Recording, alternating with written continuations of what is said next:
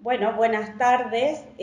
Hoy nos encontramos con el segundo encuentro que ha sido convocado por el Instituto de Cultura y el Museo Arqueológico y Antropológico Casa Martínez para conmemorar este mes sanmartiniano.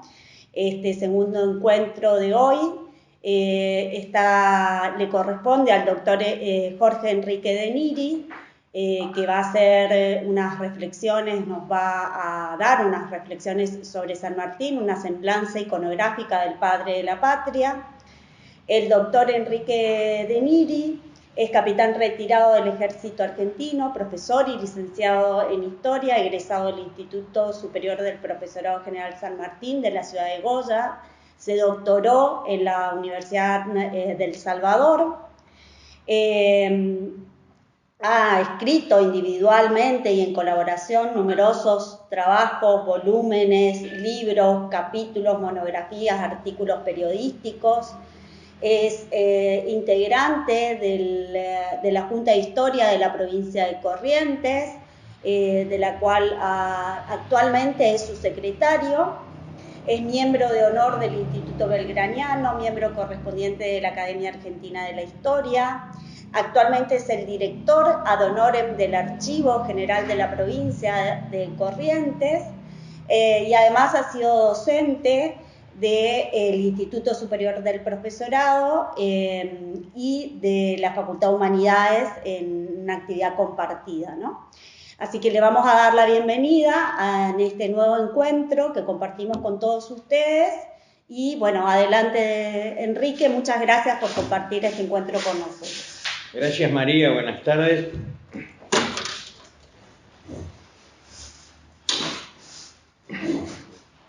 Esto de reflexiones es simplemente una serie de pasajes de imágenes sobre las que yo voy a ir haciendo algunos comentarios. Algunos pueden ser un poco ríspidos, especialmente respecto de algunas modas que hay ahora, porque creo que con San Martín hay un problema importante. Hay tantos San Martines como argentinos y como peruanos. Cada uno tiene su San Martín personal. Esto es una especie de culto que hacemos, es un culto cívico. Y se lo toma con mucha seriedad la mayoría de la gente. Los peruanos, la mayoría absoluta, es impresionante el lugar que ocupa en la vida de ellos San Martín. El que ocupa acá Antonio Gil, más o menos. Uno pasa por un boliche y dice Antonio Gil, ¿no es cierto? Una gomería. En cambio allá dice San Martín y hay un dibujo, no es imaginativo, pero es representativo. Acá hay una serie, dice semblanza iconográfica, en tuve una serie de imágenes, ¿no es cierto?, de distintas visiones de San Martín. Acá esto que se ve sobre los padres, lo primero que aparece es la casa de Juan de San Martín en España, una imagen de hace algunos años. Esto es importante, lo que voy a decir ahora. Ahora en todos lados aparecen estas imágenes de Juan de San Martín y de Gregoria Matorras, pero no son auténticas, no sabemos cómo eran, no dejaron retratos, solamente la gente muy rica y con posibilidades podía hacerse el equivalente a lo que ahora sería una imagen, que era un retrato. Pero este lo hizo con mucho amor, con mucha devoción, una mendocina, una pintora, Edna Velarde, pero resulta que uno busca en todos lados y aparecen como que fueran auténticas. Es serio eso porque estamos fabricando la historia, estamos inventándola. Y creo que el que trata de hacer historia debe buscar la verdad. Por más que, y si no tenemos, no tenemos. Hay tantas cosas que uno no tiene, y más en estas cuestiones. Esto se va a repetir, porque es reiterativo. Y inclusive hay gente que por ahí contrata a un pintor para que le pinte una imagen apócrifa de alguien porque no la tenemos. Y después la pone y la exhibe como si fuera auténtica. Este es otro de los problemas, la casa natal.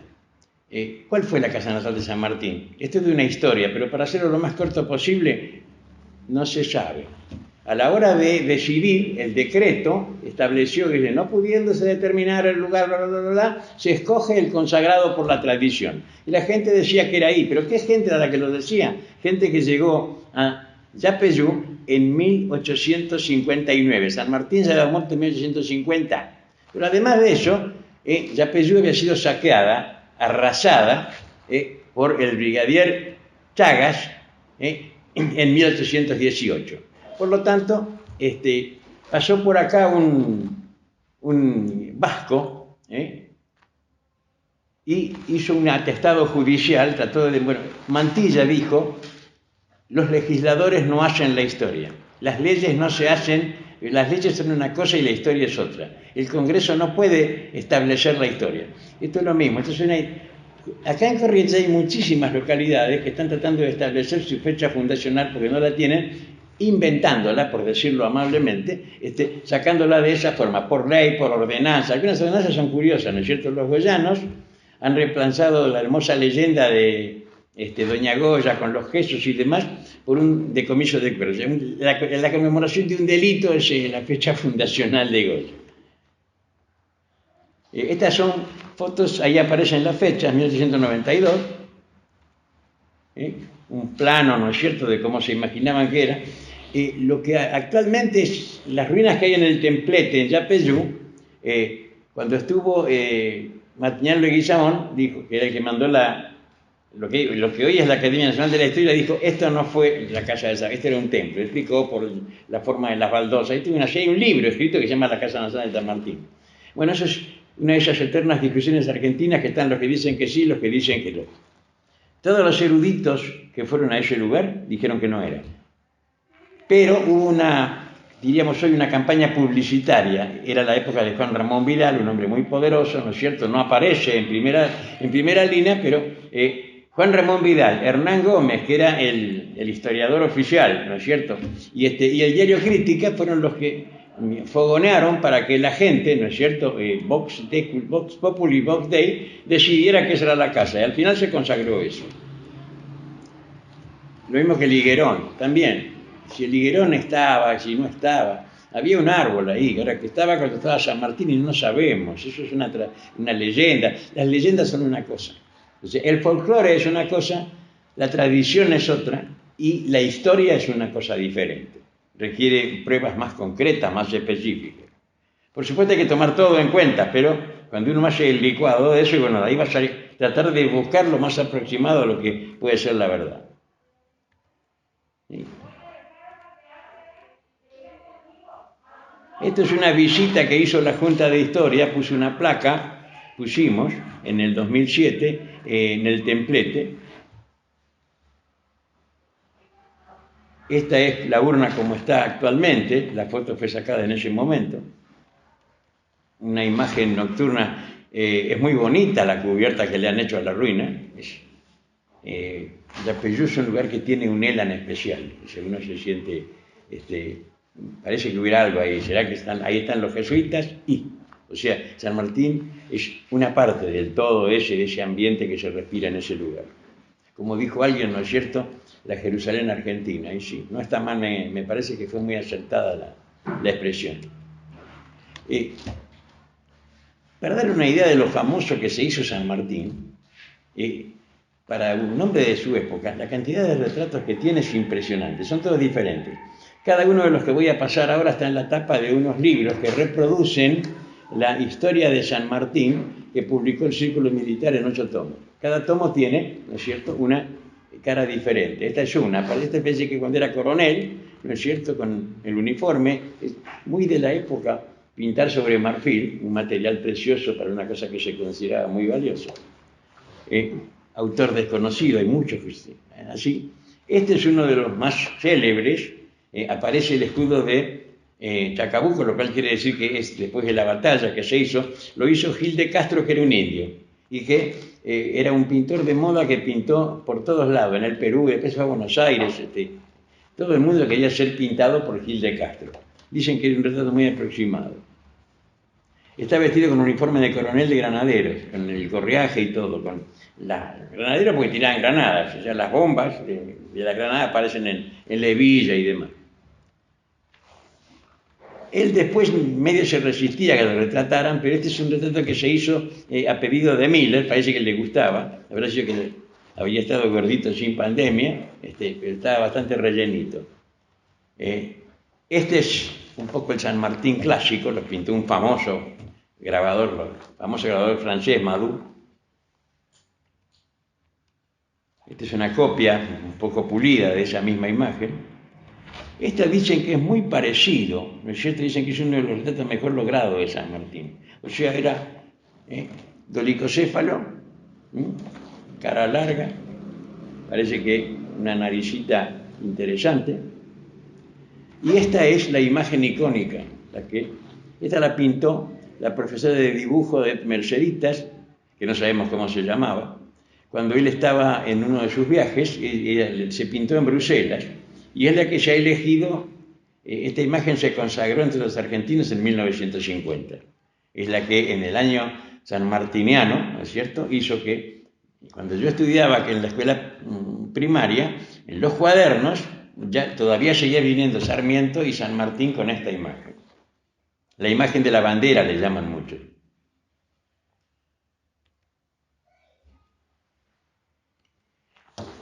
Esta es una reproducción en un libro que se llama Presente mi general, es 1950, y es una reproducción de una litografía que se hizo a partir de un dibujo con el que se hizo ese daguerrotipo, que es la única imagen en serio que tenemos de San Martín de cómo era.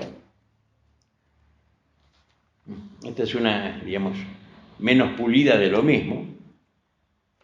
Y esta es la primera estatua de San Martín, la vamos a ver después, se alzó en Chile, se forjó también y es esta, la de, no sé cómo se pronuncia, yo no sé francés, Dommage o Daummage, ¿no es cierto?, que es también dentro de lo que está, según dicen, es una reproducción tomada de Napoleón en Arcole, esa famosa, ¿no es cierto?, de las campañas italianas de Napoleón, que le está con un caballo en esa posición. Este Cristiano Junior también era un famoso fotógrafo, además, ¿no es cierto? Y bueno, esta es la única imagen que hay de alguien que se le ocurrió pintarlo a San Martín viejo y de uniforme. Otra imagen, ¿no es cierto? Esta salió en una de esas revistas tipo Todo es Historia. La verdad que, y ahora las que están ahí, Chabelson es el principal arqueólogo urbano de la República, ¿no es cierto, María? A un arquitecto devenido a arqueólogo urbano que es fantástico. Y esta es la que usa ahora el Instituto Nacional Sanmartiniano. Siempre va a ser mejor que el identikit ese que hizo ese muchacho que fue pegando pedazos y dijo, este es el San Martín verdadero, ¿no es cierto? Un Photoshop le hizo al pobre San Martín. Esta es una del Mosquito. O sea, fíjense cómo todas van cambiando, ¿no? Todas tienen, uno lo reconoce, sabe quién es, pero... Encontré un bosquejo de Octavio Gómez de 3 escenas de San Martín. Nada más que bosquejo. Después se lo voy a mostrar, lo que más voy a mostrar. Acá hay otro punto interesante. Nosotros, Hollywood estableció una pauta, ¿no es cierto?, un baremo de lo que tiene que ser un matrimonio, la edad que tiene que tener él, la edad que tiene... Ahora se fue todo al demonio, ¿no es cierto? Ahora vale todo. Pero la idea de un hombre casado con una chica mucho más joven que él ahora es un poco tipo Hugh Hefner, ¿no es cierto?, la conejita. En esa época era bastante común. O sea, sobre todo porque la gente moría mucho más joven. Era muy común que el varón tuviera 2 o 3 matrimonios porque la mujer había muerto de parto. Una mujer de 15 años que se casaba, ya la fiesta de 15 era para presentarla, para ponerla, diríamos, en el mercado matrimonial, ¿no es cierto? Y esta Remedios Escalada, pues Escalada era una familia muy importante en Buenos Aires, sobre todo socialmente, también eran acaudalados. San Martín consiguió una pareja.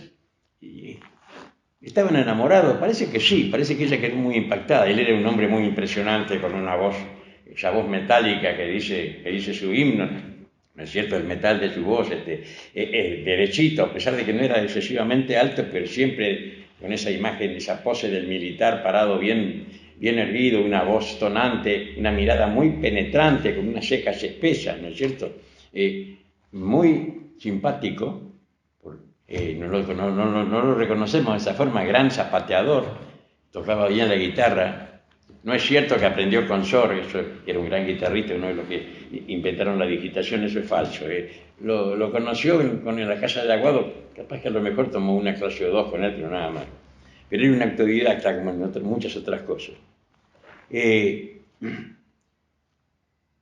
El casamiento entre un hombre que estaba ya prácticamente en la madurez absoluta y una muchachita era muy común, como el casamiento entre primos. Por ahí la que escribió después, ¿no es cierto?, sobre San Martín, hablaba de incesto y digamos, la relación entre la tía y tuvo una relación de parentesco absurda, Florencia Canal. Inclusive también hizo a la pobre Remedios la convirtió, era una mujer muy enferma. Cuando se fue a Buenos Aires, porque él empezaba su campaña, en la comitiva llevaban un cajón, un ataúd, por si se moría en el camino. Era tuberculosa tísica, ¿no es cierto? Flujo de sangre, como decía en esa época, y a pesar de eso, era una mujer muy interesante. Yo siempre pensé, hasta que me puse a leer un poco, pensaba que era una bobeta, pero tiene cara de nena. Era la mejor bailarina de salón de Buenos Aires. Ella, la madre y la hermana, ella fue la que le manejó todo el mujeraje en Mendoza, San Martín, la que convenció a las mujeres para donar las joyas, la que con el tema de la bandera de los Andes y demás. Esto está un poco idealizado. Este es un retrato de Merceditas, autorretrato, lo pintó ella. Parece que no solamente había aprendido música, sino que había aprovechado sus lecciones de pintura. Por supuesto que así es como ella se veía. ¿Cómo era la Mercedita real? Ahora, el 24 de agosto, en la revista Perfil salió un lindo artículo de un historiador, Roberto Galloso, Roberto Colimodio, sobre Merceditas. Pero las imágenes, esto que parece Sarah Kay, que al Mercedita a los 9 años, es apócrifo, pero ninguna duda. O sea, la Mercedes real es la que está abajo a la derecha. La de arriba también es una recreación. Es esa moda que hay ahora de confundir el arte y convertirlo en historia. El arte por sí mismo vale lo suficiente como para no necesitar de la historia. La historia sí necesita del arte. Este es uno de sus grandes amigos, que nunca le falló, recíproco por supuesto. Y este era mi amado lancero, como él lo llamaba, ¿no es cierto? Es un poco el papel que, digamos, debe haber, era el hombre de consulta de él. Miller era un inglés, muy valiente. Cuando murió le hicieron la autopsia, todavía ha vivido toda su vida con unos plomos que le habían metido allá en el Perú. Llegó a ser mariscal del Perú, un gran soldado, otro de sus hombres de confianza. Este es un extraordinario soldado. Es el que protege la retirada después de la derrota de Rancagua mientras cruzan la cordillera los derrotados. Es el que en la noche de Cancha Rayada era el único que había cumplido la orden de San Martín y por eso salvó sus tropas. Un hombre duro, se va retirando para tomar distancia y salvar las tropas y en el camino van fusilando adelante, a 200 metros, a los que agarraron que estaban tratando de violar y de robar en las casas de los costados. No era ninguna broma. Un hombre, la campaña en el sur de Chile, el ataque a Gavilán de él, después en el cerro, en el Callao, increíble. Llegó a tener cargos muy altos también en Bolivia. No solamente es un prócer argentino. Este es el famoso banquero Aguado. Es mentira que había prestado servicio junto con San Martín. Se conocieron en Europa. Se hicieron tan amigos. Dos cosas nada más. Aguado dijo, San Martín era el hombre más rico de Europa y que tenía la pinacoteca más importante, o sea, la colección de cuadros más grande. Dijo, San Martín es el único hombre que nunca me ha pedido nada. Pero le sirvió de fiador, le salió de garante, digamos, para que San Martín pudiera adquirir sus casas y qué sé yo. Y cuando murió, lo nombró a San Martín como albacea. Él administró los bienes de Aguado. Por supuesto, no faltó un cobre. Y San Martín dijo, es uno de los trabajos más duros y más difíciles que tuve que hacer en mi vida, porque se lo tomó en serio, por supuesto, como todo lo que hacía. Acá hay una imagen de esas estereotipadas también, ¿no es cierto?, de Madú, decía que era notoria la amistad de Aguado con San Martín. Este es el mariscal Ramón Castilla. hay que mirarlo bien, porque este es el primero que le pagó a San Martín algo de lo que se le debía. Había sido parte de las tropas sanmartinianas en las campañas de San Martín en el Perú. Pero lo importante es que este es el primero que puso dinero en el bolsillo de San Martín cuando él lo necesitaba, porque hubo momentos en los que pasó, no llegó a ser absoluto, pero pasó verdadera necesidad, porque no le mandaban los sueldos que le debían. Qué raro, ¿no es cierto? Los argentinos llegaron últimos, en los reconocimientos, en todo, como si no lo pudiéramos reconocer a eso. Arjonilla. Este es un combate en Jaén. Se hizo famoso el combate porque fue una derrota de los franceses. No eran grandes fracciones, eran efectivos de 100 hombres de cada lado más o menos, por eso es un combate. Pero lo importante es que era la primera derrota, digamos, notoria que sufrían los franceses, ya que tenían fama medio de invencibles. ¿Cómo sería que ponían afiches por las paredes contando lo que había pasado? Se parece mucho. Después San Lorenzo, como San Martín era un hombre que cargaba en cabeza, porque era un hombre valiente, le mataron el caballo y lo salvó uno de sus hombres, un dragón, se llama Juan de Dios. Ahora hay un monumento hecho que se hizo en el 1984 ahí en Arjonilla, que conmemora un poco ese acontecimiento. Esta es la medalla de Bailén. Bailén es la primera derrota de un ejército napoleónico por una fuerza. Se acabó el mito de la invencibilidad de los franceses. Pero es importante además porque esta medalla es una en la que un día estaba llorando la nietita de San Martín y él, para que dejara de llorar, saca de una de sus gavetas y le da las medallas. Y Merceditas le dice: papá, ¿por qué le da las medallas? No le dé las medallas. Y dice: si no sirven para consolar el llanto de una criatura, no sirven para nada. Esta es una San Lorenzo. San Lorenzo, como dice el chamamé ese: San Lorenzo, en tu nombre va el clarín, cruzando la cordillera, no sé, de la patria en el confín. San Lorenzo, en tu campo de la gloria ha nacido la epopeya de José de San Martín. Cierto, ahí empieza todo. El croquis lo hizo San Martín, y el que está escrito en inglés, y el que lo escribe es Miller.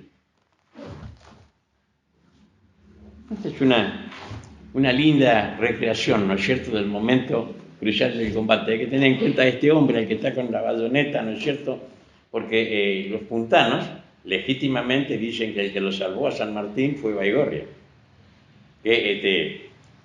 Lo que pasa es que fue San Martín el que recuperó el acto de Cabral de salvarle la vida, ¿no es cierto?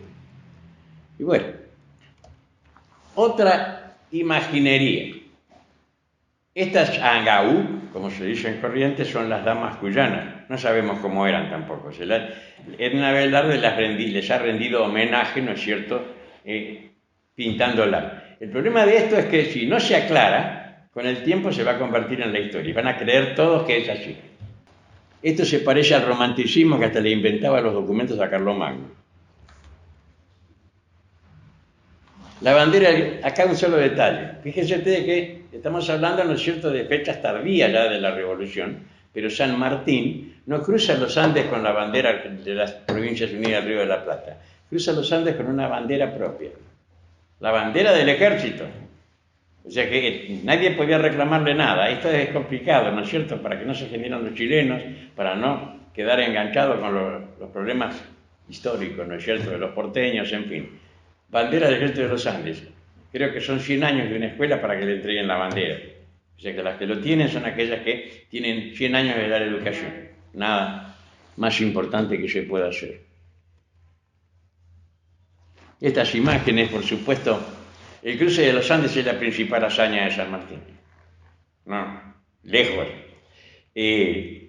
No iba a caballo, y menos en un caballo blanco. Los caballos iban atrás y los llevaban cuidados como si fueran de oro, para que no se fueran a morir en el trayecto.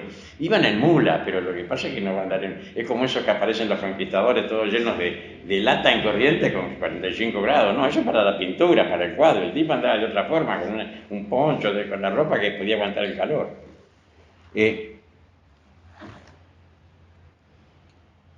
Pero así es como lo han consagrado, ¿no es cierto? Esta es la batalla de Chacabuco, según otro pintor, Jericó. siempre la imagen heroica, ¿no es cierto? Era un gran jinete San Martín, hasta fue tirador especial, hoy le llamaríamos SEAL, era francotirador, fue infante de marina, porque luchó embarcado también, es granadero, o sea, con un trabajo muy peligroso porque de 10 granadas, 8 explotaban en la mano del granadero. También Jericó también pintó Maipú, otra visión, ¿no es cierto?, abigarrada, amuchada, de Chacabuco. Y bueno, y después Lima. Este cuadro es el más conocido, muy criticado, porque dicen que lo pintó alguien que no estaba en el lugar. Fíjense que, sin lugar a dudas, el sable no es el sable de San Martín. Es un sable que es medio curvo, pero completamente diferente. Este es el famoso estandarte de Pizarro. Parece que no es el estandarte de Pizarro, que es el estandarte de Lima. Cada uno de esos cuadraditos que tiene está relacionado con algún acontecimiento que se lo cosían hoy. Que va a cubrir el féretro de San Martín cuando lo sacan de la bóveda de Brunoy, la bóveda de los Balcarce, para mandarlo a Buenos Aires, y después se devuelve al Perú, que era una parte de lo que él dice en su testamento.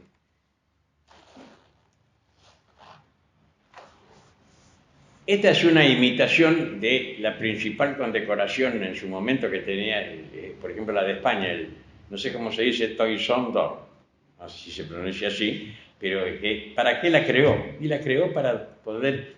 hay gente a la que se la compra con pergaminos, hay gente a la que se la compra con plata, hay otra que se lo compra con honores, con pergaminos, con distinciones. Esta es una distinción para entregarla sobre todo a una sociedad que era tremendamente aristocrática, entre comillas, lo fuese legítimamente o no, que era la limeña.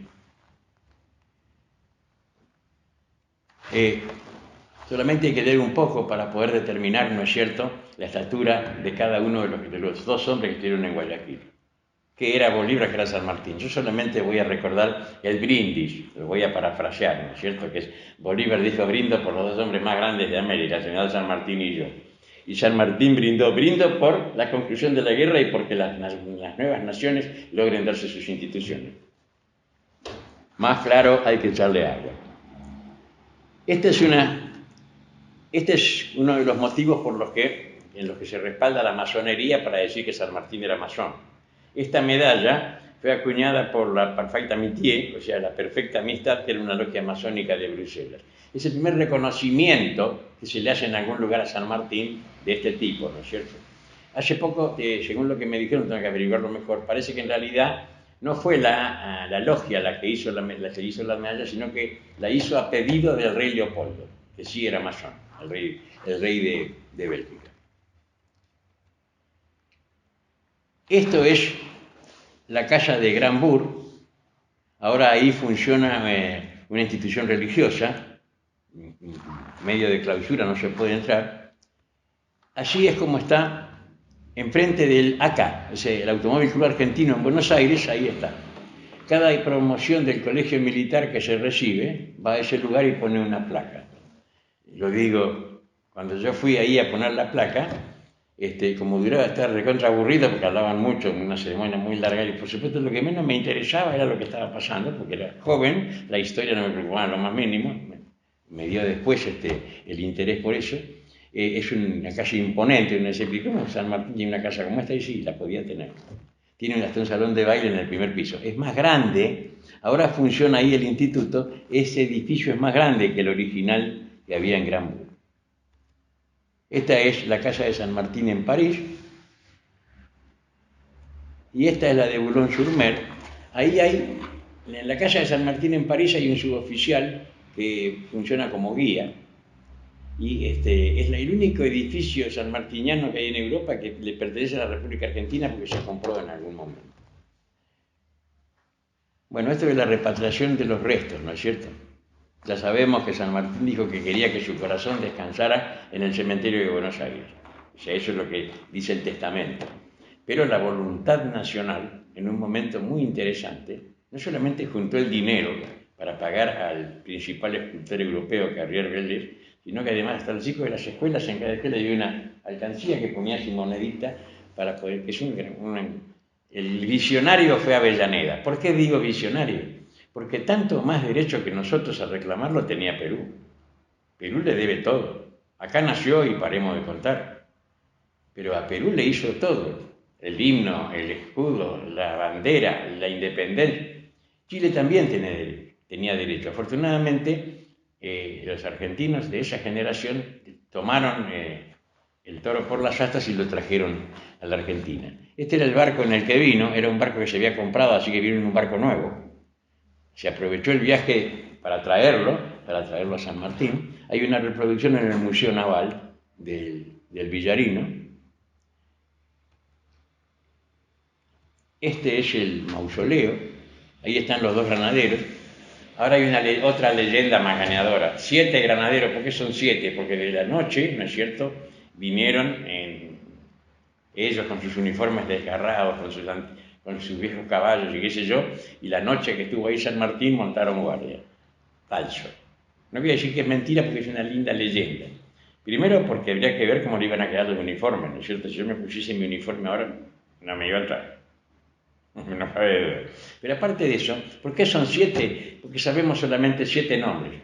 De los 100 y pico que volvieron de la campaña de los Andes, solamente conocemos el nombre de 7. En homenaje a esos 7 es que aparecen eso. Aparte, ¿qué pasó esa noche? Es perfecto, está en todos los diarios lo pusieron. El único que estuvo toda la noche ahí fue justamente Guido. Guido y Hispano, ¿no es cierto? El hijo del general Guido. Bueno, este es el lugar del mausoleo. Acá aparece, ¿no es cierto?, el soldado desconocido que fue llevado a ese lugar para acompañar a San Martín. Es una movida que se hizo en la época del gobierno de facto del general Parre.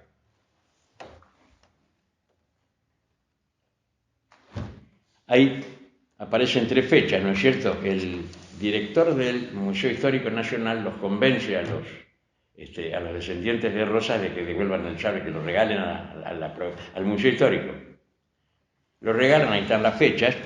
Ahora, cuando el sable arriba al puerto, en Ensenada, no había ido nadie, porque todavía estaba demonizado el rosismo, entonces los argentinos con ese mecanismo agrietador que tienen, solamente estaba el brigadier Donato Álvarez, que lo mandaron, usted va por orden, y ¿quién? El correntino, Florencio Mantilla, que era lo más antirrosista que había, pero él tenía muy claro que Rosas era una cosa y el sable de San Martín otra.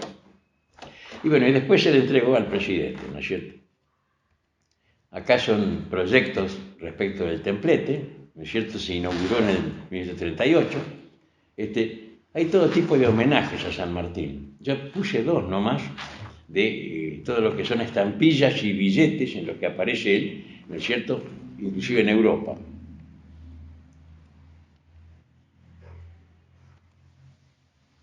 Este es el que yo decía, ¿no es cierto?, en Chile, el primero que se alzó. Este es uno que está en lo que fue el campo de batalla de Maipú. Este de Bulón es interesante, parece que durante la Segunda Guerra Mundial bombardearon ahí, rompieron todo, pero al monumento no le pegaron. Alguna esquirlita que le sacó una astilla, pero no le pasó nada. El monumento en Lima, son todos imponentes, ¿no es cierto? El que está en Buenos Aires, que es realmente imponente, que está en la plazoleta que está frente al círculo militar. Y este es el monumento que está en Mendoza, ¿no es cierto? Ahora, en 1947 se trajeron los restos de los padres de España. Estas son fotografías. Hubo una época que estaba de moda hacer coronas fúnebres, era como una especie de folleto, un librito en el que aparecían todos los discursos, todas las fotografías, todo lo que estaba vinculado con ese sepelio. La corona fúnebre de los padres de San Martín es bastante grande e importante. Este tema de Gregoria Matorras merece un análisis profundo, primero porque como no la encontraron, porque estaba en una fosa común, sacaron de la fosa común y pusieron eso. Pero además hace poco recibí una carta de un periodista de Orense en Galicia, para entrar en comunicación, y él inclusive publicó un artículo muy duro, ¿no es cierto?, respecto de esta cuestión, diciendo de que en realidad Gregoria Matorras está enterrada en Orense, un tema abierto, como pasa siempre con muchas cuestiones históricas. Esta es la cripta donde estaba enterrado Juan de San Martín. Acá está la lápida. Ahora vamos a hablar un poco más después de esta lápida. Estas son las arquetas de acero bruñido con el escudo de España y el escudo de la Argentina. En una están las cenizas de Juan de San Martín, en la otra las que se presumen de Gregoria Matorras. Esta es una imagen de lo que fue el acto en la catedral. Y ahora viene el detalle argentino. Esta cruz que está acá era una cruz de marfil que estaba dentro de la urna que guardaba los restos de la que estaba, la que ahora está en Yapeyú. Alguien se la robó. Parece que fue en el regimiento de granaderos a caballo. Desapareció. En el 98 se hace toda una movida para traer los restos de los padres acá a Corrientes. Estaban en la Recoleta. La Recoleta es el cementerio nacional, es el equivalente al Père Lachaise o a los Inválidos en Francia o al Arlington o a Westminster en Inglaterra. O sea, los grandes están en un lugar grande. Napoleón no está enterrado en Córcega, está enterrado en París en los Inválidos. En fin, este era el mausoleo de los padres de San Martín, al lado de la tumba de Remedios de Escalada, en el cementerio de la Recoleta. Se hizo toda una movida para sacarlos de ahí y traerlos a Corrientes. Ahí hay una muestra de cómo se pusieron las dos arquetas, ¿no es cierto? Estuvieron acá, fueron a la catedral, de la catedral fueron a Yapeyú. Como había una orden de un jefe del Alto prohibiendo que se sacaran de Buenos Aires, hubo una especie de secuestro, se fueron pasándolas de comisaría en comisaría. Esto es una historia, eso es leyenda, es una interesante. Acá está la arqueta destapada todavía en el pie, y ahí abajo está la placa que cubría, ¿no es cierto?, la lápida de el nicho en el que estaba enterrado Juan de San Martín. Acá hay una foto de ese momento, ¿no es cierto? Ahí está el doctor Moreno, que está al lado, y al lado de él está la placa esa. Esa placa también desapareció. ¿Dónde está? Ahora esto se lo cuento ahora después. Está bueno, ahí está. La placa está en el Museo Sanmartiniano de la Asociación Sanmartiniana de Posadas. ¿Cómo fue a parar ahí? Este sábado pasado no, el anterior, me invitaron para ir a Yapeyú para entrevistarme con unos medios de prensa de Posadas sobre las cuestiones sanmartinianas. Y ellos me preguntaron si yo sabía si la placa era auténtica, dije que sí, todo, si ¿saben cómo llegó a Posadas? No, tampoco sabían ellos, pero después que se fueron a averiguar me mandaron a decir. Parece que alguien vino y se la cambió por unas cosas, paquetes de hielo, hay productos misioneros a los que cuidan ahí en el lugar.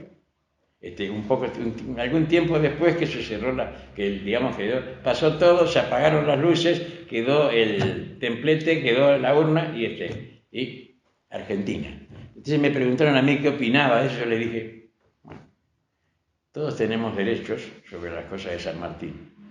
El problema es que no desaparezca, que no se convierta en un objeto de tráfico arqueológico y que vaya a parar a Estados Unidos, como la mayoría de los que tienen plata para comprar, que no nos hagan la jugarreta, que lo documenten bien, para que no quede ninguna duda. Después los historiadores harán la historia, si es posible la verdadera, ¿no es cierto?, de qué pasó con eso. Pero, por favor, que no. Como ahora está en negro, ¿no es cierto? Está ahí, pero no está oficializada. Oficialícenla. Para que quede, digamos, como un patrimonio de la provincia de Misiones. Bueno, somos todos hermanos, si se quiere, y de la Asociación Sanmartiniana de Posadas. Eso es todo, muchas gracias.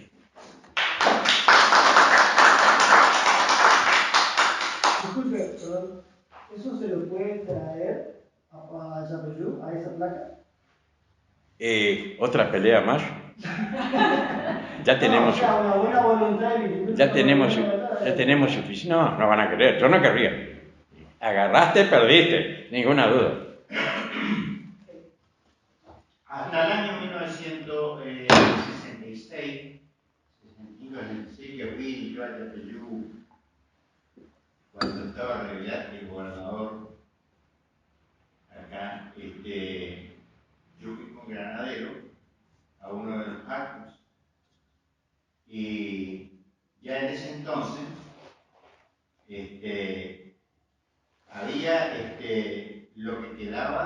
de las piedras, de las casas antiguas, de todas las cosas. O sea, la gente lo llevaba a muchas cosas como souvenir porque estaba, lo que yo particularmente lo observé, era eso que estaba, por decir al aire libre ahí. Yapeyú fue saqueada por los, otra leyenda más, la de Rosa Guarú. No había nada más valiosa en el siglo pasado y en esas épocas que una mujer, porque no había mujeres. Así que después del combate, ¿no es cierto?, por ahí degollaban a los hombres, pero las mujeres se las llevaban porque no tenían. Entonces, Chagas saquea Yapeyú, la quema hasta los cimientos y se lleva todo. Sacando bien la cuenta, Rosa Guarú habrá sido una nena, ya que digo por esa leyenda de que era la madre de San Martín, salvo que Alvear fuera pedófilo, ¿no es cierto? Y que, porque habría tenido unos 9 años, una cosa así para esa época, y que además hubiera estado ahí, porque en realidad Alvear estuvo 2 años después que los San Martín se habían ido. Pero aparte de otra cuestión más, toda esa leyenda de Rosa Guarú la construye el párroco, claro, el tipo quería jerarquizar su lugar, digamos. La construye en base a testimonios que le toma a pobladores que hablaban de una mujer que había vivido 50 años antes y que decía haber sido leñera de San Martín. Es una hermosa leyenda. A mí, cuando la vi en el Teatro Vera, una bailarina con esa música que había hecho, que no sé quién, un gran chamamecero, hermoso, pero de ahí a la verdad histórica hay un abismo. Después, Yapeyú se repuebla en 1859 y el decreto lo hace Pujol en el 54, 50, no me acuerdo, pero en la década del 50, y dice, ¿no es cierto?, que para que el casco de las bestias no siga pisando el lugar de donde nació el gran capitán y qué sé yo. Pero en el 59 llegaron y eran francos suizos que habían venido, todavía queda algún apellido de los que figuraron el acta, esa de que ahí había sido la casa de los San Martín. Frechú es un apellido de esos que la Escuela Normal de Saladas lleva el nombre de uno de los frechúes. Pero no se puede someter la historia a un acto jurídico, no puede inventarla por el atestado judicial, no hay vuelta de otra. Sí. Buenas noches, lo debo felicitar por su disertación, señor. Le quiero hacer una pregunta concreta sobre los monumentos de San Martín, como de muchos militares. Yo observo y tengo entendido que los monumentos representan en la acción militar. Cuando uno muere... Sí, eso es renacentista. Si tiene las 4 patas asentadas en el suelo, es que falleció en su cama. Si tiene un casco levantado, es que fue herido en batalla. Y si tiene las 2 patas levantadas, es que murió. Murió en combate. Pero lo que pasa es que, primero, esa era una tradición europea, renacentista, de las ciudades italianas, y además los artistas hacen lo que se les da la gana. Eso es evidente. Y es mucho más épico y más emocionante ver un caballo en 2 patas que verlo con las 4 patas. El único monumento de ese tipo que a mí me gusta porque está muy bien hecho, me parece fantástico, es el de Madariaga en Paso de los Libres, que está llevando el caballo del diestro. No, del diestro no, de tiro lo está llevando y el caballo está subiendo Me parece que... Y va por supuesto con el paso normal. Eso respeta la realidad. Aunque Madariaga murió de lepra en Brasil, pero... o sea, digamos que murió en su cama. Así que sí, lo que usted dice es cierto. Yo le pregunto porque me sorprende esto de las granadas. ¿Ya había granadas en esa época? Sí, y antes, mucho antes. Nuestros granaderos tenían granadas. Desde que se inventó la pólvora se inventaron medios de hacer armas arrojadizas. Lo que pasa es que eran muy rudimentarias y explotaban, tenían una mecha adentro, que por ahí mechas mal hechas, después le ponían un tubo con ácido que cuando se rompía se juntaban los ácidos y explotaba. Pero en general tenían mala prensa, porque le explotaban en las manos o explotaban después. O sea, no, pero había, sí. Inclusive el cinturón de los granaderos tiene una granada, o sea que es la bocha esa con el fuego arriba. Una especie que parece un plumolito, pero que no es eso, sino que Este es el símbolo. Sí, claro, exactamente. ¿Cómo está de tiempo? Sí, yo los voy a dejar porque tengo un problema. Le pedí un poco más, me arrodillé delante del tipo del del estacionamiento para pedirle que me espere, que viene, mire, viene una conferencia. No, ¿qué le vamos a hacer? Es la hora que él deja el trabajo. La hora de entrada es elástica, la hora de salida no. Gracias.